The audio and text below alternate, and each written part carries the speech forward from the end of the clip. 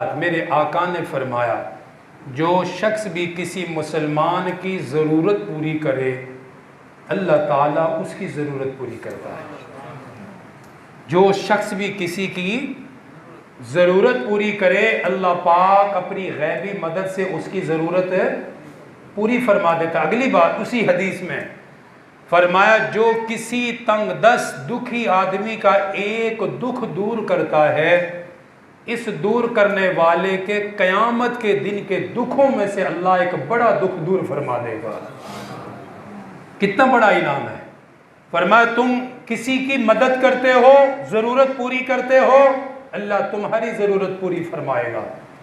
फरमाया, तुम किसी का दुख दूर करते हो, किसी के दुख में काम आते हो, फरमाया इस काम आने की वजह से कयामत के दिन के दुखों में से अल्लाह तुम्हारे दुखों को दूर फरमा देगा। आज इस वक्त ज़रूरत है इस बात के कि हमारे पाकिस्तान का अक्सर हिस्सा सैलाब के अंदर है।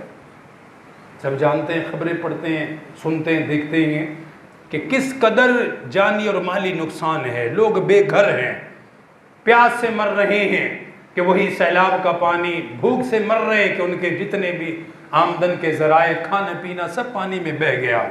ये अल्लाह की कुदरत है, अल्लाह के सामने किसी की नहीं चलती। ये बात भी याद रखो। बाज़ मरतबा हम कहते हैं कि भाई गुनाहों की सज़ा है, उनको तो अल्लाह ताला ने दुनिया में कुछ आजमा कर गुनाहों से पाक कर दिया, अगली बारी हमारी है। जिस पर ये मुसीबत आई है ना, वो तो पाक हो गया है, वो तो दुनिया की आर्जी सी मुशक्क़त में आया है। और जो दुनिया की आर्जी सी मुशक्क़त में आया है, इस हर मुशक्क़त के बदले अल्लाह आखिरत की मुशक्क़तें उनकी दूर करेगा। अगला इम्तिहान तो हमारा है। हम ये समझते हैं कि पता नहीं वो कितने गुनहगार थे और हम बड़े नेक हैं कि जो हम बचे हुए हैं। ऐसी बात नहीं है।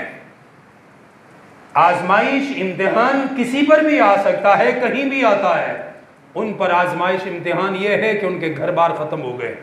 हमारा इम्तिहान ये है कि उनके दुख सुख में हम किस कदर एहसासमंद हैं, हम कितना उनके साथ हमदर्दी कर सकते हैं, हम उनके लिए क्या कर सकते हैं। ये हमारा इम्तिहान है।